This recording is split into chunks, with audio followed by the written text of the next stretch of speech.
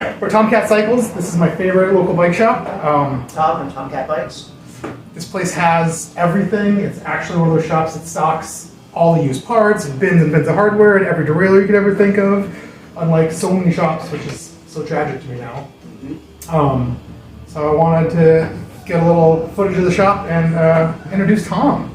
So, Hi all. I think my sister was the one that got me into bikes because she basically got me on her bike, which is an old Schwinn or an old like polo bike with banana seat, and put me on it and pushed me. And I never stopped riding after that. Oh wow! And that was 1976, 75, something like that.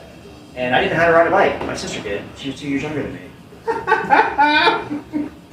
Yeah, I really didn't know how to ride bikes either until living in the squat in high school, and I had a roommate who got community service at the Center for Appropriate Transportation in Eugene. Oh wow! And they taught him how to be a bike mechanic.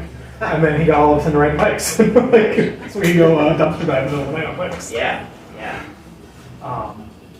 What about like professionally? What got you into where did you start? Yeah.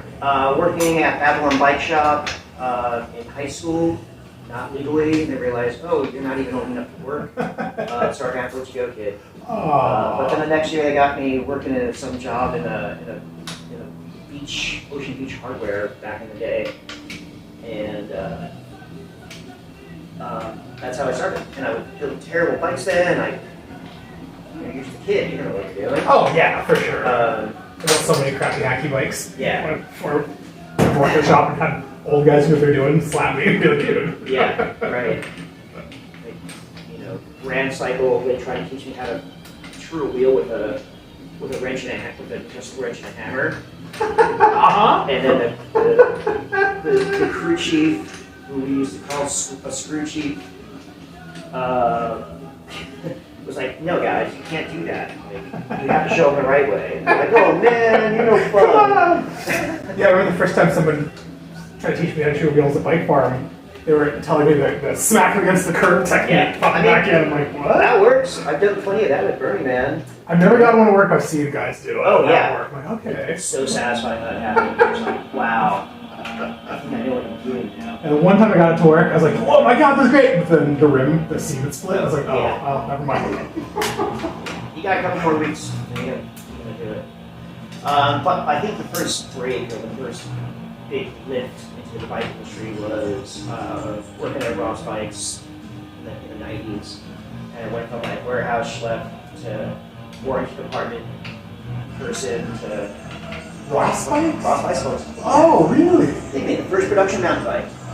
That's interesting. I've seen a few of them around. I've had a few friends have them, but Yeah. I don't really know much about them. Some of them are pretty cool.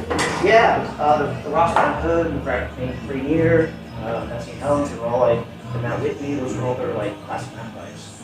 Were they an Oregon company? Yeah, Pennsylvania. Oh, okay. Yeah, and they created the first production mountain bike. Specialized says naked. It's not true. I feel like Specialized says about all of the other things. Yeah, well, Never true. there's three lies in the industry. There's like full-face lies, there's white lies, and there's specialized. I've never heard that one. Yeah. That's getting Tiffany Dan, they're dead. Oh, no one's gonna see this. And then you have like a Velo Orangey connection, right? Yeah, that was my working after. How did that happen? I got laid off from a startup company making wheelchairs. I was telling Joe that story. But Chris and Del Orange, I was doing consulting work for him, and after getting like most of my business from him and survival from him, I was like, you just want over here? I'm like, do I have to come to DC? He's like, yes. I was like, all right, I'll do it. I moved to DC to work for Bell Art, and I brought a company that was making leather washers and mud flaps out of his house, like $5,000 a year hobby business, to a multi-million-dollar international thing. Yeah, that's so cool. So I remember in Velo Orange, I first found their stuff, but they're making silver stuff again. All those bike mechanics are like, no, there's parts are garbage. I'm like, I'm gonna try some of it. I was like, this stuff's fine. So they're like, no, some of their earlier stuff wasn't so great, but this stuff's fine now. The USA made were actually terrible. Every single one broke. Every single one broke because they're made in America. Makes sense. Because we're gonna find guys who make stuff that cheap and still quality in America. So I brought it to Taiwan, bypassed Japan because we can't do the nose for it. Yeah. Brought it to Taiwan, made like half the lead time, half the cost, and a quality. Yeah. So why wouldn't you go to Taiwan? Whereas everything else, at the time I heard of us wanting, we need to have it made in America, made in USA, it's better, better, better, and it's like, it's not.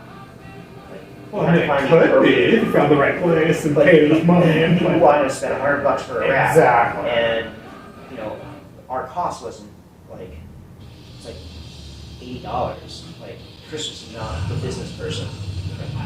Yeah. And he was selling everything at a loss for whatever reason, I don't know.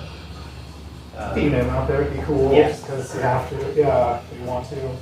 I mean, I was charging $350 for custom bike racks that were basically the Velo Orange racks. Yeah. My custom, to fit your bike, but they're going to be the most simple, pre-bend all the tops and pre-braze all the legs and trim out shape. And even that, I'm like, I'm pretty sure we're not making money on these. At $350. Yeah, it's a lot of work, a lot of passive welds and stuff. Yeah. That was the you end up with like $100 worth of reason chromoly, engaged tube, $100 worth of tube in each one of these racks. Yeah, and spray-ons and all the stuff. This is I know what you're doing. Yeah, and paying rent on the shop. I'm like, just the rent and my labor is probably more than $30 for a rack. Yeah, and I made like 100 racks. That's how I could start doing that. Yeah. So that's like, I spent a couple years at, where else did I go to? James Bikes for a couple years. Oh, interesting. And then went to a small distributor called Wilson Bike Sales in the West Coast. So that's how I ended up in the West Coast. I met a bunch of guys here who worked for like Shimano or Surly. I really never met anyone who's worked anywhere else. No. Yeah, and I moved here to retire after Hello Orange. So that's a different story for a different time. Yeah. But I moved here to retire from the bike industry because I wanted to finish my degree and go back to school and do good things and work for nonprofits. And after graduating and the 2 years of like working in the nonprofit world, I was not going to get a job because. And then so we knew this guy Tom, and I remember when he started WTF Bikes. It was like in a parking lot with like a chain link gate, and he had all his tools on boards and close and lock. Yeah, that was a spot. Yeah, it was a cool spot. I went a couple times, and I remember he got ripped off, so we did like a fundraiser, maybe a swap meet to do a fundraiser to buy new tools. People donated all these tools to him. Yeah. I remember we raised some money, we donated some stuff. And then the next thing I know, we had this space, and was doing WTF Bikes out of here. So I bought this place because I was looking to buy a shop, or open a shop. I was looking to open a shop. I asked for his advice one day, and he was like, why don't you just buy my shop? Give me X number of dollars and it's yours. And I'm like, I'll even finance for you. I was like, what? I was like, yeah, I'll loan you the money. I was like, how can you do that? He's like, I don't know, we can figure it out. Yeah, just figure it out. And I was like, man, that's too much money. I can't do that. That's just too much money. I don't have that kind of money. And a month later, 2 months later, he's like, hey, we should talk about stuff. I need to get out of here for something. Like, just burned out. Tired. Yeah. We all do. We all go through the burnout process. Well, I sure did. Working in a shop and dealing with like dangerous situations from street people or unhinged human beings, I should say. That part, but also I was so stressed out about coming up with rent. I was so stressed out about trying to figure out how to do taxes. I didn't know, and I was getting years behind, and we had no extra money in savings ever to pay these back taxes. I was like freaking out. Like that stuff was really burning out, not understanding business at all. Yeah, and I didn't understand business. I knew how to manage product. I knew how to have a customer service interface. Yeah. But I knew nothing about like business development and all these like fancy words and I must need some kind of like business degree to go into business. And then I realized I know a lot of dumbass people like that have no degrees and are doing a crappy I feel like job. most people own businesses because they're too stupid and too arrogant not to know better. Yeah. I mean, that's what I did. They just jumped right in and just figure it out. I met a lot of rich guys like that own big businesses that have no idea what they're doing. Yeah. They just have the ego to do it. Just Yeah. made it happen. And I mean, we all have an ego, but I think I'd like to think of myself as like, an ego that's been knocked down a few times, and like there's a lot of humility and humbleness, and how I do it and why I do it. It's less about my impact on people and their riding, how the bikes they ride and want to ride, and more like what they want. Yeah. I'm sure I have there's a signature bike build that I made, which is like mixed ease and backstreet handlebars. Yeah. Simple, easily repairable things. I think people's bikes actually rideable for city bikes. People actually start liking their bikes better. Yeah. It's great. And that's the whole point. It's not about what I want to do with their bike. It's like, what do they need? What do they want? What can they afford? What else should I ask you about? Oh, so you bought this place from Tom. Place. Yep. You wanted to do that. 4 years ago. Is that all? 4 years November. Really? Yeah. I remember you come in to look for parts and introduce yourself, and remember you brought me your first like Tomcats with your refrigerator magnets. I put on the old refrigerator there. Yeah, it's been great. Like I was working out of the watershed, like behind the metal shop, and like I was making, a couple grand a month, and it was outgrowing that spot, and I was doing okay-ish work, but I needed to level up. So like I could make enough money living my lifestyle at that point. Yeah. But for me to go any further, I needed to like find a spot. So I went to talk to Tom, talked things, and then agreed upon this situation, and now I have this. And I've definitely built value and revenue in the store that he didn't. Not that he didn't was unwilling to do or able to do. It's like you burned out, you can't heal. Yeah, exactly. This, right? Yeah. And now it's like doing much better. Like at one point he's like, "You're only going to get X number of dollars out of this with these things," and I was like, "Oh, that's a challenge." And blew that the first year. Blew that out of the first year. The second year was pandemic, and it was a year's worth of business in 3 months, and mostly solo, until like random people were just coming in saying, "You can't do this by yourself," and they literally pushed me out of the way. It was like, "I'm working on this stand," and throw me a flat tire, and like they helped. And these are like, I started the PCC bike program. You know that, right? No, I didn't know that. Oh, that's awesome. Yeah. Okay, yeah. I totally forgot about them. They're in the little like closet right next to Northern. They come over all the time to borrow tools. Yep. Or this or that. Yeah. Yeah. They were in like a shed before. Yep. That's where I worked at. And it wouldn't stop getting robbed, and they finally gave them like some Yep. closet off the back of the kitchen. Yep. The kitchen storage. Yeah. Oh, I didn't know that. That's fun. Yeah, and like to this day, they're like, we were the only person that made this thing function at work.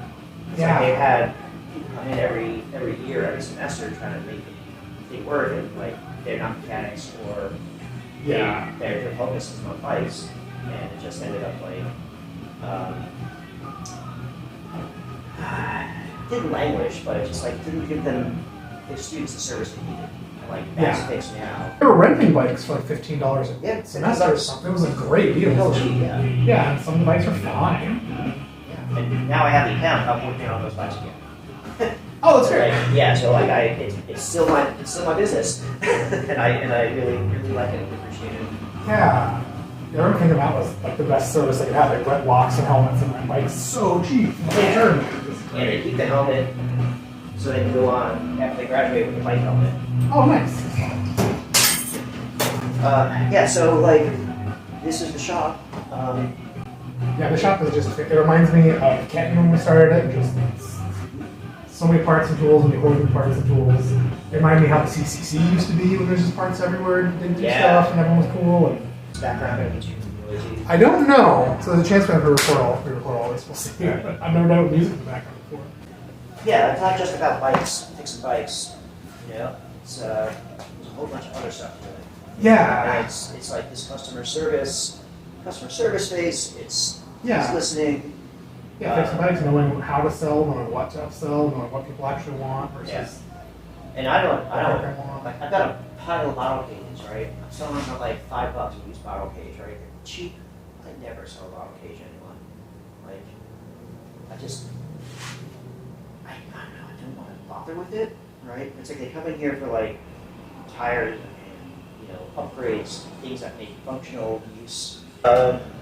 Yeah. So I mean, things are good and stable, and I'm able to good and stable. make my life happier and exactly what I want to do. And I'm just really thankful for the business, the work, the space, the community support. I mean, everyone says like, a lot of people are like, oh, I did all this myself. It's like, yes and no. Yes and no. Yeah, exactly. Like I could do a thing without customers. I couldn't do a thing without communities that come to the shop. Yeah. And you get like tips and tricks from other mechanics, and guys will tell you this shop's going out of business, or this guy's going to order parts and sell you for dirt. Like without your motivation to do it, it's not going to happen. Yeah, I've learned so much stuff from just random mechanics. Mm-hmm. Like there's so much stuff I didn't even know I didn't know. Yeah, that's the part. Like even still, like there's still things I ask like bike industry. Oh yeah. Groups and stuff. Like what am I getting myself into with this heinous repair? And when I finally ask, be like, oh yeah, good luck. And sometimes they're right. Sometimes like I get it done better than they did. Yeah. Yeah, and the bike industry was really cool. I remember that. Everyone was really trying to help you and give you tips and advice. And it just felt different than any other kind of job I ever had. Where everyone was like, no, these are secrets. You can't tell anybody. And we're in competition.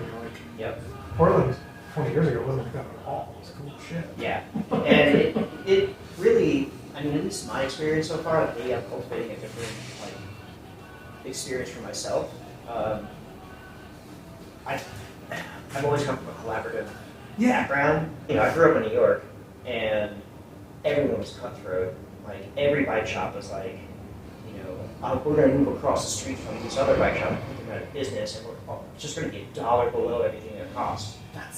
And it's totally sucks. And it's like, I saw bike shop owners that had families and they were doing it for 30 years, and some another family moves in, literally undercutting them by $1 and putting them out of business. It's a collaborative town, right? And I was able to build this business, yes, with customers, but also building it along with other retailers and other bike shops. Yeah. I remember that when we started tenting, Rich was worried about that. We were looking at, we were 2.2 miles away from the closest shop.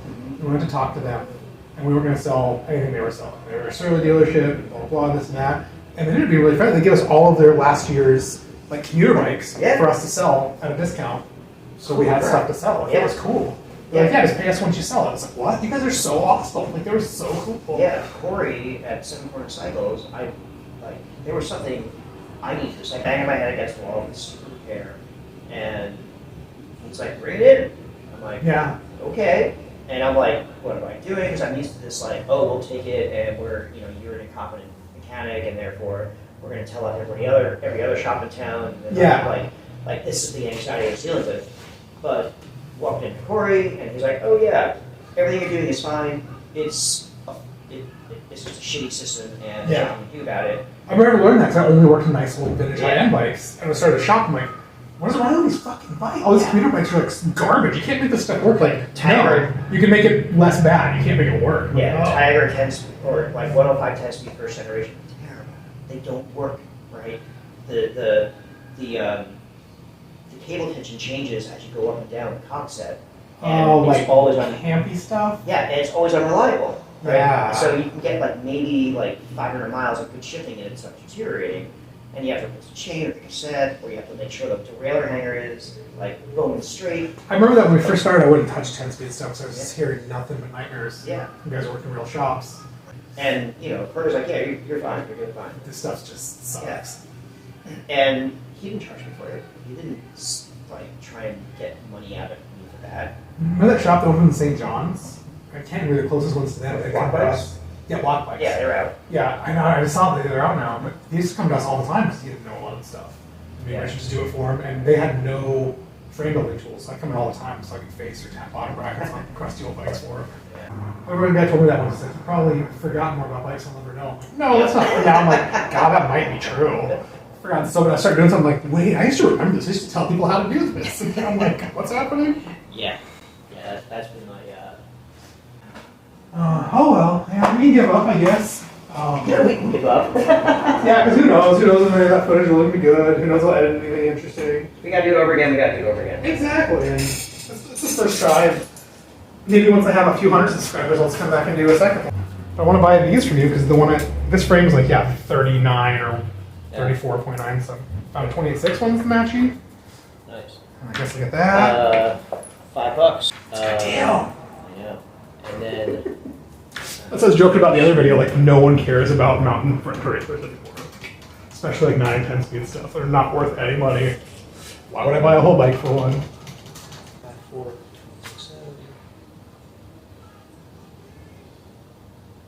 How about $10 for the shim? $15 total. I got my debity card. Video. The reason this is $15 because it's stainless steel. It is Nito. Yeah, I remember they were expensive in wholesale. Yeah. I actually think I like the VO ones better. I think they didn't slip. They were aluminum. They gave way. Yeah, but I feel like I had better luck with them. I feel like these ones always slip, but then I stopped using them, but the years later I read they're supposed to take like 80 grit and cross hatch them inside and out and all. I'm like, okay, maybe we make it work this time. We'll see.